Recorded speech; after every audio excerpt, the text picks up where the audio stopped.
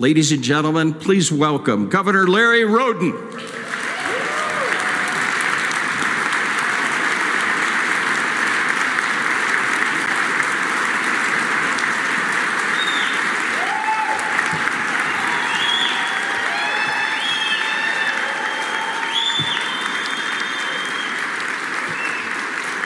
Thank you.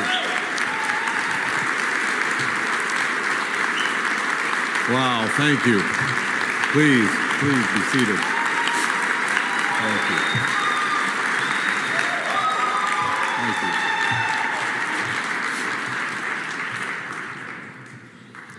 you. Well, thank you all so much.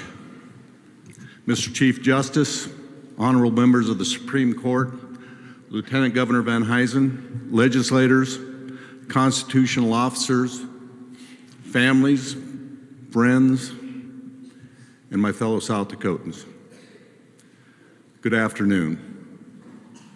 Before I begin, I want to thank our people for this honor. Our state is great because under God, the people rule.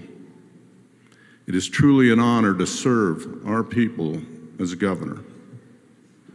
As a former guardsman, it is indeed my great honor to serve as Commander-in-Chief to the South Dakota National Guard. South Dakota has given so much to me and my family. I'm a fifth-generation South Dakotan on my mom's side and a fourth-generation South Dakotan on my dad's. Our roots run deep in South Dakota, and I am never leaving. It was about a week ago, we went out to Rapid City, went to the stock show. When we got done, we were coming back, we decided to grab a bite to eat at the Longhorn Steakhouse, and it was after a very busy day of being congratulated by different folks. And I was sitting at the table, and I see an older rancher come by and kind of locked onto me. He walked right over my table and walked up to my table. He says, "You Larry Rhoden?" I says, "Yes, sir, I am." He says, "I got to tell you," he says, "I wanted to meet you," and he came over and shook my hand. He says, "You made me three sets of branding irons a few years back, and they are the best branding irons I've ever had."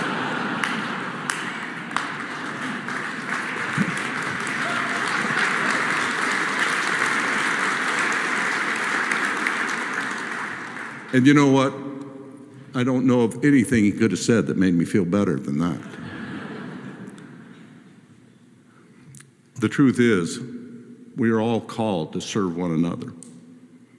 Everything that we do for each other should be done to the best of our abilities. If we work hard and put others first, things tend to always seem to work out. If we do a great job, it will stick with people. But we don't do these jobs to be remembered. We do them because it's right. Public service requires someone to step up and do the right thing on behalf of the people. 100 years ago, another governor gave his inaugural address to the South Dakota legislature. Carl Gunnarsson had grown up a farmer. Before he became governor, he served 5 terms in the South Dakota Senate, and then he was lieutenant governor for 4 more years. Kind of sounds familiar. When he delivered his inaugural address, he spoke of many things that might be familiar to us. He talked about the ups and downs of agriculture, how property taxes are too high, how we need to find ways to make government more efficient. And some of the specifics were different than they are today, but the basic needs facing our state are very much the same. I wanted to take a minute and read a paragraph from the end of his speech that day. He said, "The solution of South Dakota's problems will not come through legislation.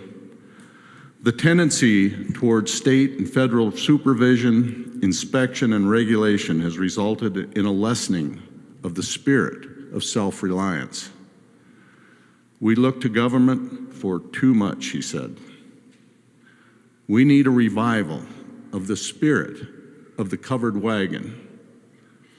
The spirit that traveled by covered wagon in the early 60s across the prairies of Iowa to the Dakotas. The spirit that made his home temporarily in the dugout, the sod shanty, or the log cabin by the streams. It was a spirit that came more to give than to receive. The spirit that served humanity and the future of a great state. My goodness, those words still ring true today. That same spirit of the covered wagon brought my own family to South Dakota more than 100 years ago. Through the generations, my family has passed down that same spirit that came more to give than to receive. Service runs strong in our veins, and it runs every bit as strong in the veins of my own children. Governor Gunderson's statue still sits in front of the governor's residence. He's sitting on a hay bale, fixing a wagon wheel. He was a down-to-earth South Dakotan man. And when his time as governor was over, he went back to farming. Many of you probably didn't know who Carl Gunderson was. And 100 years from now, folks might not remember who Larry Rhoden is. If we remember that, making the best decisions for our people suddenly becomes a lot easier. I promise to be a governor who remembers that the solution to our problems will not come through legislation. Rather, it will come from providing our people the opportunity to do right for their families. I promise to set a tone of civility and respect, and the example will start from the top. I pledge to govern with openness and responsiveness. My focus will always be to keep South Dakota strong, safe, and free. I want to keep South Dakota strong. That means strong families, strong businesses, and strong institutions. I want to keep South Dakota safe with low crime and respect for law enforcement. And I want to keep South Dakota free. Freedom will continue to be our calling card for as long as I'm governor.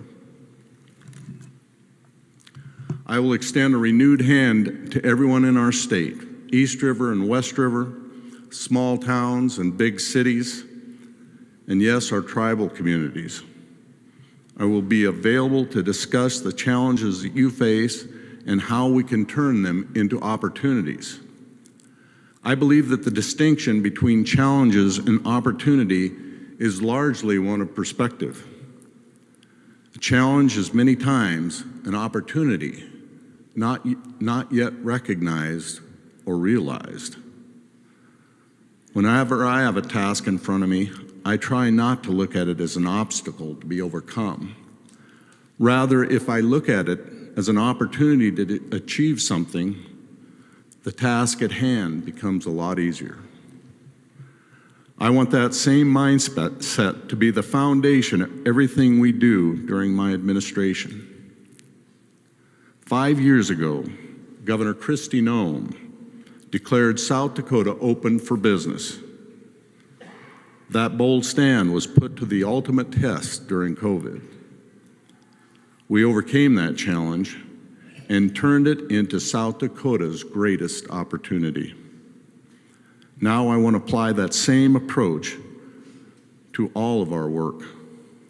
I want to keep South Dakota open for business, but more than that, I want to keep South Dakota open for opportunities. That means opportunities for families to do what's best for their kids, opportunities for our communities to respond to whatever unique situation they're facing, opportunity for our kids graduating high school to go into whatever career field or college that is right for them, opportunity for our farmers and ranchers to be able to keep earning a strong living so they can pass that farm or ranch down to their kids. Opportunity for every hardworking South Dakotan to seek out better and higher paying jobs an opportunity for our business to keep growing at a tremendous rate. When we protect opportunity in South Dakota, we pave the way for better jobs for my children and grandchildren and yours. We create new educational opportunities that don't pit this group against that group, but instead allow every child to succeed. We don't build new prisons just to lock more people up. Instead, we use those facilities as an opportunity to get people back on their feet and contributing to our society. Opportunity is not limited by my vision, or even the vision of anyone in the rotunda today. It is as broad as the South Dakota prairies and as high as Black Elk Peak. If we all link arms and pledge to chase down opportunities together, our state will be in great shape. And if years from now, someone remembers the work that we did, well, that's just a bonus. I want to thank my family. I want to thank my family for giving me the opportunity to serve. And I especially want to thank my wife, Sandy. She's been my most loyal supporter, and she's confident for over 44 years, for almost 44 years. And I know I wouldn't be here today if it wasn't for her love and support. And I want to thank the good Lord for putting me in the position to serve as your governor. And I want to thank the people of South Dakota. Thank you for trusting me with this honor. And thank all of you for being here to celebrate with me and my family. Thank you. God bless you all, and may God continue to bless our great state of South Dakota. Thank you.